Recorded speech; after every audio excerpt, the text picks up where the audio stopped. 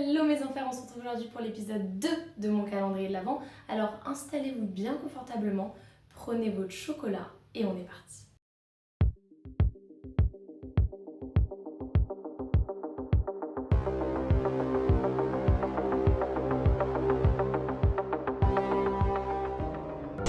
Aujourd'hui, je vous parle de Marie-Belle, une enfant tueuse qui avait 11 ans au moment de ces deux crimes. Alors, vous la connaissez? Non? Marie Flora Bell naît le 26 mai 1957 à Newcastle en Angleterre et elle vit du côté ouest de Newcastle dans la région de Scotwood qui est la région pauvre de Newcastle. En fait, j'ai minimisé les choses. Dans cette petite communauté de travailleurs où tout le monde se connaît, ce n'est pas la pauvreté qui règne mais l'extrême pauvreté. Belle a grandi dans un environnement très difficile où tout le monde se battait pour survivre et pour manger. Et en plus de ça, sa mère, qui avait 17 ans lorsqu'elle l'a eu, la rejette. De son côté, son père, Billy Bell, ne s'occupait pas vraiment de sa fille puisqu'il était très souvent absent à cause de son métier et donc il laissait Marie-Belle à sa famille ou à ses amis. Je vous ai dit que sa mère l'avait eu à 17 ans et qu'elle l'avait rejetée, mais de son côté, ça ne va pas trop bien non plus puisque donc Betty, sa mère, est alcoolique et elle se prostitue pour vivre.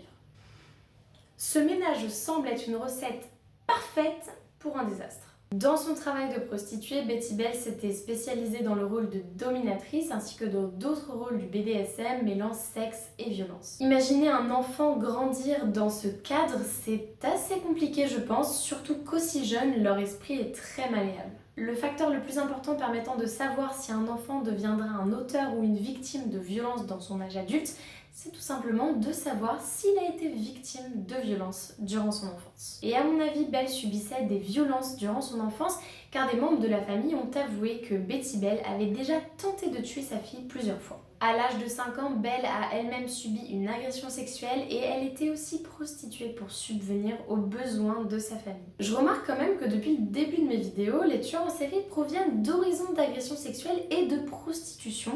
Donc il y a quand même cette composante sexuelle qui est très présente, qui se transforme par la suite soit en rage sexuelle, soit en excitation sexuelle. Une chose est sûre, l'éducation chaotique de Belle a grandement contribué aux horribles meurtres que je vais vous citer.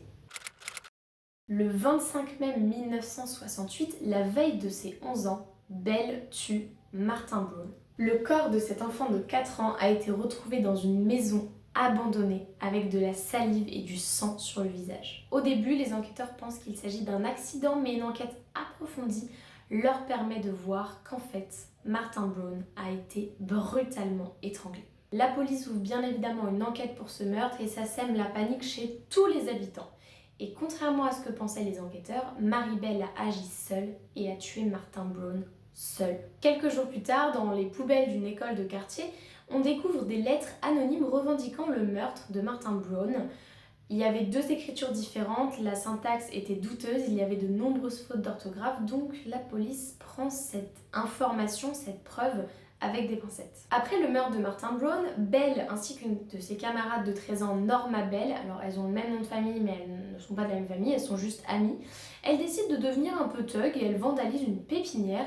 Une fois à l'intérieur, elles détruisent des objets et elles laissent des preuves sous forme de notes disant que Belle est impliquée dans le meurtre de Martin Brown. Mais comme il s'agissait d'une écriture d'un enfant, la police n'a pas vraiment pris ça en compte et l'a tout simplement mis de côté. À aucun moment ils auraient pu se douter qu'il s'agissait des aveux d'une enfant de 11 ans qui avait tué un petit garçon de 4 ans de sang-froid. Vous savez, les enfants font souvent des choses pour attirer l'attention, mais ça là, ce qu'elle a fait, le crime, c'était quelque chose de beaucoup plus sombre. Belle avait pris goût au sang et n'avait aucune intention de s'arrêter, donc 2 mois après son premier crime, elle trouve sa prochaine victime, un garçon âgé de 3 ans qui s'appelle Brian O. Sauf que cette fois-ci, Belle n'agit pas seule puisque Norma veut aussi essayer de tuer. Donc le 31 juillet 1968, elles attirent l'enfant et elles l'assassinent par strangulation. Norma Bell était bien présente le jour du meurtre et impliquée, mais on ne sait pas vraiment à quel point puisque les récits des 2 jeunes filles diffèrent et comme c'est des enfants qui racontent, c'est pas trop ce qui est vrai, ce qui est faux. Donc sur ce point-là, les enquêteurs pataugent un peu. Chose un peu flippante, avant la découverte du corps, Belle retourne sur la scène de crime afin de revivre l'expérience. Quand je dis que c'est une chose flippante, c'est parce que beaucoup de tueurs en série le font, mais en général, ce sont des tueurs en série âgés. Donc le fait qu'elle soit aussi jeune et qu'elle ait pensé à revenir sur la scène de crime pour revivre l'expérience, moi personnellement, du fait de son jeune âge, je trouve ça choquant. Et pendant qu'elle était là-bas, elle mutile le corps de Brian, le découpant en morceaux de cuisse. D'ailleurs, les enquêteurs ont retrouvé des ciseaux cassés près de son corps. Elle a également utilisé un rasoir pour sculpter un M sur le corps de l'enfant, probablement pour Marie. Puis elle lui a mutilé son pénis et a aussi enlevé une touffe de poils qui se trouvait sur le corps sans vie du petit garçon. Pour compliquer encore plus l'histoire, la police a dit qu'au départ il s'agissait d'un N, puis qu'une deuxième personne l'a transformé en un M. Ouais, donc est-ce que c'est Norma pour le N, Marie pour le M? On ne sait pas. Est-ce que Norma a commencé à mutiler le garçon, puis Marie a pris la suite? Les deux fillettes agissent bizarrement et en plus de ça, elles servent toutes les deux des versions différentes de l'histoire. Donc une enquête est menée pour découvrir la nature exacte de leur implication. Belle est même allée jusqu'à inventer toute une histoire autour du fait qu'un garçon de 8 ans aurait été violent avec Brian le jour du meurtre, mais la police ne la croit pas. Lorsque les enquêteurs posaient des questions aux deux filles concernant les meurtres, elles riaient. Et aussi, le jour de l'inhumation de Brian O, un enquêteur a remarqué que Belle souriait lorsque le cercueil est descendu sous terre.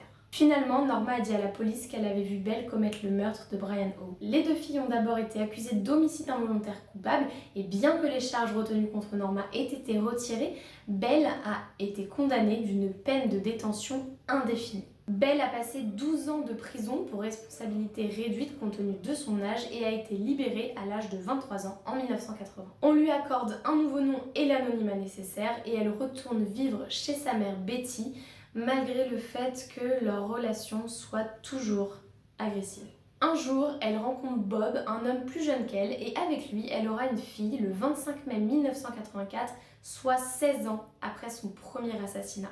C'est un peu glauque quand on y pense. Selon les juges de l'application des peines qui la suivent, Belle est une mère exemplaire. À cette époque, Gita Sereni rencontre Belle et elle lui propose de raconter son histoire dans un livre. Il faudra 7 mois d'interviews et de longues discussions pour que Belle se mette à parler de son enfance terrible et aussi de son premier centre d'incarcération. Elle a plutôt un bon souvenir de son premier centre d'incarcération, Red Bank, notamment grâce à la personnalité lumineuse de Monsieur Dixon.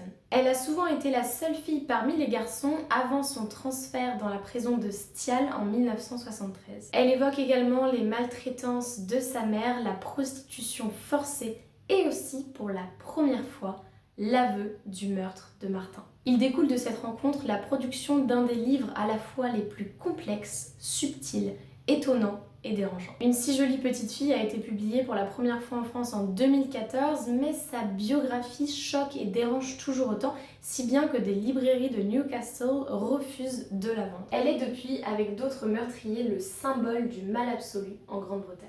Au début, son mari ne savait pas qui elle était puisqu'elle avait changé de nom jusqu'à temps que les journalistes à scandale ne la retrouvent et l'accusent d'avoir accepté cet argent du sang. Pour sa protection, la justice a interdit aux journaux de citer Marie-Belle et de continuer de la traquer. Un autre juge a interdit au ministre de continuer à chercher à récupérer les 50 000 livres avec lesquels Belle avait bâti une maison et pensait reconstruire une nouvelle vie. Voilà, j'espère que l'épisode 2 du calendrier de l'Avent sur cette jeune tueuse vous aura plu et on se retrouve demain pour l'épisode 3.